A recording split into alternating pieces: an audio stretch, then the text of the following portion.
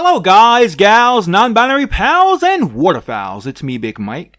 And you know, I love me some Sonic fan games and hacks. I also love the Sonic Amateur Game Expo too, or SAGE as it's commonly known. Now SAGE is an online expo dedicated to fan games, hacks, mods, and indie games. And it's that time of the year where SAGE is still a few months away, but the talk about it and anticipation for it has already started. Now couple these with my love of history and internet archaeology, and the subject of today's video should come as no surprise. I woke up a few days ago wondering what exactly was the first ever Sonic fan game. And so I decided to search it out. Now much to my surprise, fam, both the answer and the game itself was very easy to find. I'm talking first or second search result easy. Now going into it, I thought it'd be much more difficult. Now you might be thinking, it's kind of odd Big Mike hasn't mentioned the name of the fan game yet. And if you are thinking that, that's a good catch. Just mere moments after finding out that the fan game that is commonly touted as the first Sonic fan game ever, Sonic Boom, is not so without controversy. And there may in fact be earlier Sonic fan games. What are these contenders and why are they so controversial? They're not all controversial for the same reasons. Some have earned their controversy due to who made them or why they were made. Some due to the nature of the game itself. So in this video, what we're going to do is examine each of these contenders plus a bonus one. I'm going to tell you a bit about the game itself, like when it was published, and some other interesting information. As honestly, even if these weren't contenders for the earliest Sonic fan game, many of these are impressive for other reasons. For all of the entries, except for the bonus one, I'll tell you why it's favored, and I'll tell you why it's controversial. When dealing with what makes these contenders so controversial, I'm going to ask questions. Questions I'm not going to answer, but questions that need to be reflected on. I want to approach these contenders as an objective historian, and while being completely objective isn't possible, it is a goal I can aim for. In the final section, I will present the conclusions we can draw from this data. We will start with the newest game and work our way back. We'll start with the bonus entry as it's the newest one, and it's Sonic 1 Beta Hoax. Sonic 1 Beta Hoax was released in 1999 and is the first ever hack of a Sonic game created by Hedgehog, and if I mispronounce that name, please forgive me. That alone makes it quite an interesting work in the history of Sonic hacks. But it doesn't stop there. While it may not seem like much to us looking at it today, it does everything it set out to do. It was originally made to masquerade as the beta version of Sonic 1. And it was actually quite successful at convincing people that it was indeed the beta version. It eventually came to light that it was not the real deal, and Cien revealed how and why he did it. As the first Sonic hack ever, there was no documentation online to consult, so everything he did by studying the internal workings of the game and then tried implementing things through trial and error. And that, in my opinion, is what makes it a truly impressive hack. Should ROM hacks or mods be considered? I don't personally think so. In the fan community, while there is a lot of overlap in their fan bases, the two are considered separate. Fan games tend to be either made completely from scratch, from the ground up, or are made using a game engine like Godot or GameMaker, while hacks and mods simply modify an official game. Now granted, they can greatly change an official game into something completely different and unrecognizable, but at the end of the day, they're still made using official games. But here for our purposes, it matters very little, as even if we included hacks, the very first hack, the Sonic 1 Beta Hoax, wasn't released until 1999, 4 years after the initial release of Sonic Boom. This was never really a serious contender, and I only included it here in answer to any possible controversy regarding whether or not hacks should be included. Sonic Boom. Sonic Boom was created by Martin Braid. It was initially released in 1995 and was the first click-and-play Sonic fan game to be posted online. Also, as I mentioned earlier, it is the game that is most often called the very first Sonic fan game around the net. There is not very much to this game itself, and I don't mean that in a negative way. You simply play as Sonic and Tails, who must avoid hitting flies and who also have the option of throwing tomatoes at them. Now to us today, this looks very simplistic, but at the time, this was quite impressive and took a great deal of effort. So what exactly makes this game so favored as the very first ever Sonic fan game? Well, quite simply, there is no controversy surrounding its nature. It's very simplistic, but it's clearly a game. A complete, full game. There is also no controversy over who created it and their motivations. Martin Braid was clearly a fan who simply wanted to make a game to share with the community and not a company looking to seek a profit. So why is it so controversial? As I just mentioned when talking about why it's favored, there is no controversy with the game or its origin. Here the issues arise due to the possibilities that there could be earlier fan games. Now to be very clear, there is no controversy as to whether or not these earlier entries exist. They all do. The issues that plague these other candidates revolve around could they be rightly considered fan games, either due to their creation or the motivation for said creation or the nature of the entry itself. Can it really be called a game? Also, quite a few of these following candidates overlap in possible dates. Somari. Somari is a bootleg game created in 1994 by Hummer Team Co., though that date is not a solid one, but simply the latest possibility. Some set the earliest possibility as being after late 1992 due to there being some Sonic 2 elements in the game. Like many bootleg games of the era, many of the facts surrounding the game and its development are very much shrouded in mystery. Even outside of any considerations as to the possibility of being the first Sonic fan game ever made, this game is quite interesting. It was essentially Sonic the Hedgehog for the Sega Genesis or Mega Drive, created for the NES or Famicom, also with elements from the 8-bit version of Sonic the Hedgehog, namely the special stage. Now instead of featuring Sonic, the main character of Somari was Mario, of the Super Mario Bros. He had Sonic's abilities, including his spin dash, which didn't debut until Sonic 2. So Somari wasn't just a mere bootleg game. The game was notable for the fact that it contained a wealth of coding information from Sonic the Hedgehog, a 16-bit game, transferred into an 8-bit cartridge, something thought impossible by many video game experts at the time. So what exactly makes this game so favored as the first ever Sonic fan game?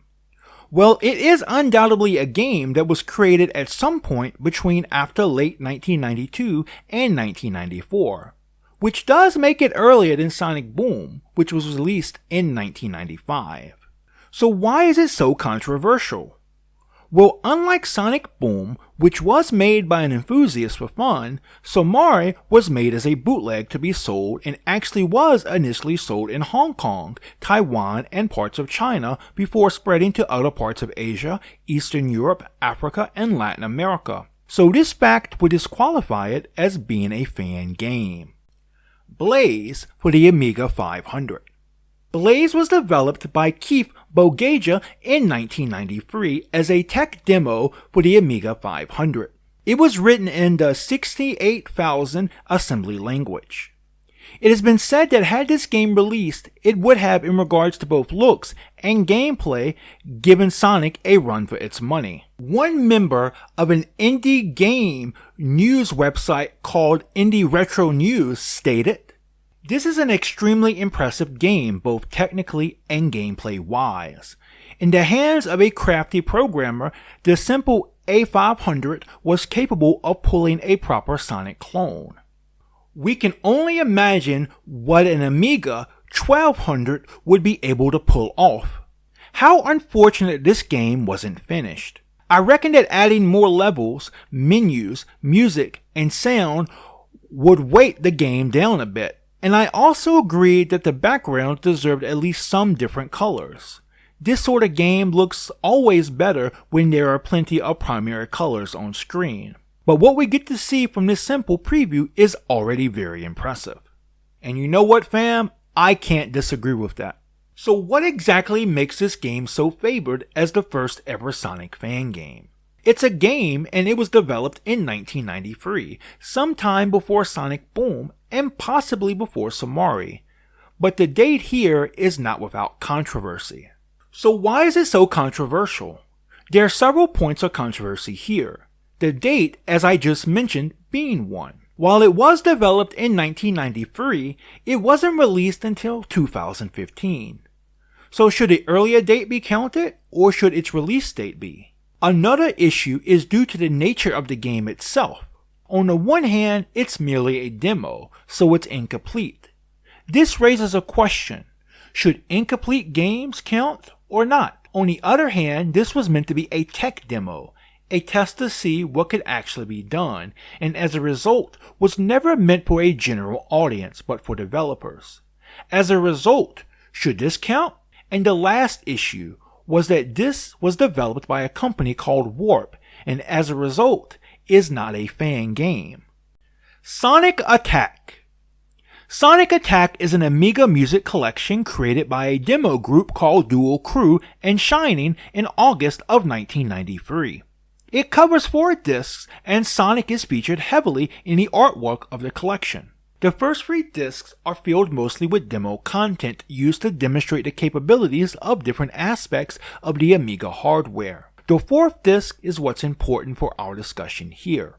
It contains Green Hill Zone, or rather a limited recreation of it, made with unique graphics and music. This recreation is kind of playable. This version of Green Hill Zone is also endless.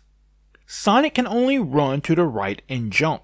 This zone also is populated by a few enemies that can be taken out in typical Sonic fashion by jumping on them. And likewise, they can also kill Sonic if he runs into them. So what exactly makes this game so favored as the first ever Sonic fan game? Well, quite simply, the date makes it earlier than Sonic Boom. So why is it controversial? Based on the dates we know of the other contenders, there are at least 3 others that were released during this time, some of which we know the exact month, others we do not. Also, there are issues dealing with the nature of this contender. It appears not to be a standalone game, but rather a part of something larger. As a result, should this count? Mini Ikuzo Hedgehog. Mini Ikuzo Hedgehog, also known as Mini Sonic the Hedgehog or Minic the Hedgehog, was developed by Kiyoshi Sakai, co-creator of Umahara Kawase, in 1993 for the X68000 computers. Later, in 1997, the developer ported it to the PlayStation using the Net Yaroze development kit. This game features one zone only, and that one zone is done with the same theme as both Green Hill Zone and Emerald Hill Zone. The game looks very beautiful. Not only is it easy on the eyes, but given the length, it offers a great deal of gameplay. Despite only having a single level, it offers a lot of routes one could choose to get through it. And the level isn't a barren wasteland like we have seen in some other contenders either. It is filled out with what you would come to expect to inhabit a typical Sonic stage. Enemies, springs, spikes, loop-de-loops, and more. It even includes a bonus stage. Now the physics feel very different from those found in an official Sonic game. Sonic feels heavier. This can be felt the most in the jumps, but also can be experienced on the slopes too. Sonic has a greater difficulty going up slopes in this game. So what exactly makes this game so favored as the first ever Sonic fan game? Its release date had to be very early in 1993, making it older than Sonic Boom and Sonic Attack. Additionally, the developer did upload it and share it to the internet, signifying he meant it to be enjoyed by a wider audience. So why is it so controversial? One issue is that apparently it's incomplete. And this honestly surprised me, fam. After looking at it and reviewing the game, I felt like it was a demo for sure, but a complete demo, a self-contained demo, one with a definite start and a finish. However, upon checking out the creator's website where he uploaded it, he described it as incomplete. However, it's clear that English is not his first language, and perhaps he meant to use a different word. The message on his website is first written in Japanese and then in English, and when we use Google Translate to translate the Japanese, the word incomplete is nowhere to be found. As a result, he could have very well meant to use a different word. So is it incomplete or is it complete? Another major issue is that it was released just a few months after the earliest contender on this list. Sonic Game Preview.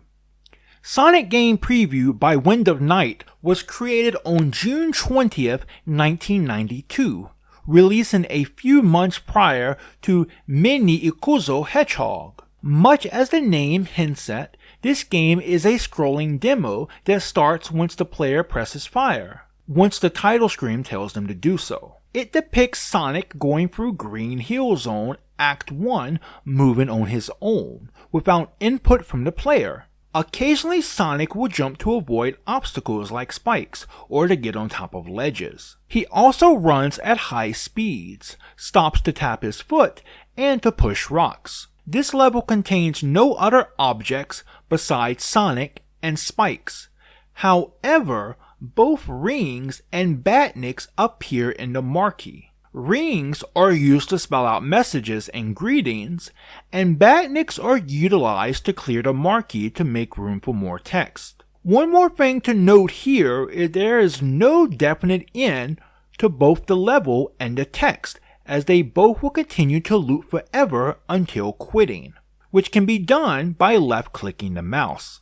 So what exactly makes this game so favored as the first ever Sonic fan game? Without a doubt, this is the earliest project that we know about, and unlike most of the above candidates we talked about, there is no controversy over if it could possibly overlap with another candidate. Also, it was actively distributed on demo discs, meaning it was meant for the public. So why is it so controversial? For this candidate, the controversy centers around its nature. In it, you press a button to watch a scrolling demo, and you click your mouse to end it.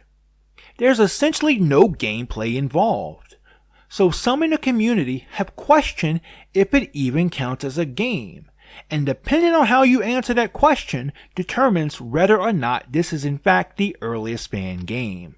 So what conclusions can we draw from this? The one sole objective conclusion that we can safely reach is that Sonic Boom is the first full and complete Sonic fan game uploaded to the internet in 1995, though there are earlier projects that exist. In regards to these earlier projects, there are questions that need to be answered. Questions that perhaps are subjective and value-based. Objectively, we can say games made for a profit and those made by a company are not fan games. So that eliminates Somari and Blaze. Should demos count? And what about incomplete games? If yes to both of these, we have to ask another question. Should Sonic Game Preview by Wind of Night be counted as a game due to its lack of gameplay? If we answer yes to this question, then Sonic Game Preview is indeed the earliest Sonic fan game. If we answer no, then that title belongs to Mini Ikuzo Hedgehog. So in conclusion, the earliest Sonic fan game is either Sonic Boom, Mini Ikuzo Hedgehog, or Sonic Game Preview. If you're not big into Sonic or fan games, this topic probably won't seem so important, but I believe it is. On the one hand, this topic is a great demonstration of how history isn't always as black and white or as straightforward as we're taught in school, but often it's more complex than that. While on the other hand, without these early entries, the Sonic fan game community and Sage quite possibly might not exist, and as such, for those of us in the fan game community, these games are our cradle of civilization. And that's why I believe this is an important topic. Before I close and jump into the Endslate, I just want to give a huge shout out to a source that was very vital to me in the making of this video. Johnny Vector, in his video, The Wonderful World of Sonic Fan Games, 30 Years of Fan Game History, really came through for me in regards to tracking down Sonic Game Preview. And that itself is quite a long story, and one that actually inspired the subject of my next video. So I will share the full story there, but until then, the important thing here is that Johnny's video really saved me. And if you're looking for a much more vast timeline on the subject of Sonic fan games, I highly recommend checking out his video. And with that, we'll call the video proper here, fam. Welcome back to another Big Mike Endslate, baby. The part of the video that's not really part of the video, where I'm all natural, unscripted, uncut, off the cup, Duck Daddy, baby. Or as I should say, off the cuff. So see, that's how you know this is unscripted. So it's been a while, fam. But I missed you lovely guys, gals, non-binary pals, and waterfowls. And I don't really have too much to talk about in this Endslate, but I just want to say that I really enjoyed making this video.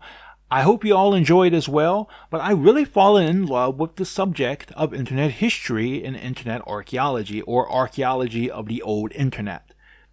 And I'm playing around with making, these types of videos a regular part of my channel content. I have a vast array of types of content, types of videos I like to make, and this is just going to be another one, I feel like. So if you would like to see more archaeology of the internet videos, or videos where I try to track down relics of the old internet, let me know. It's something I feel like I'd enjoy doing, and so if you lovely guys, gals, non-binary pals, and waterfowls would enjoy it as well, that's just icing on the cake, fam. And with that out of the way, I just want to acknowledge the fact that I do have a Ko-fi account, and right now, anything I do receive will go towards helping me to get a new, better computer so that I may, improve the quality of my content and also be able to do different kinds of content. Like there's stuff with virtual machines I like to try. I would like to try some more high-end indie games, and such a machine would help me to be able to do that. And so anything that I receive for the time being in my Ko-fi account, unless you specify it to go to something else, will go towards helping me to build a better machine or to buy a better machine. But if you can't or you don't want to, I completely understand. I just love the fact that you lovely guys, gals, non-binary pals, and waterfowls are here watching this video. It means the world to me. So special thanks to Fran, who does a wonderful job of doing my art. She's going to be back on Twitter at some point in time. But when she does come back, be sure to give her a follow and be sure to commission her for all of your art needs. She is a fantastic artist. She's a wonderful person to work with, and you have my promise you would not be disappointed, fam. Also, special thanks to all of my friends on Twitter. I wouldn't be here without you all. And a special thanks to all of you for watching this video. Please like this video if you like it. Dislike it if you dislike it. But if you want to be really cool about disliking my video, and I know you're cool because A, you're watching my video, and B, you're watching a video about Sonic fan games. So I definitely know you're cool, fam. So if you want to be cool about disliking my video, leave me a comment below and let me know why you dislike it so that I can improve my content, improve myself, and hopefully be a better Big Mike. But you know what? Even if you like my video, you feel indifferent about it, or you have no idea how the hell you got here, please leave me a comment below. I love hearing from all of you lovely guys, gals, non-binary pals, and waterfowls. And if you like my content, please subscribe and turn your notifications on. Until next time, fam, remember, just be yourself and you'll be awesome. Peace out!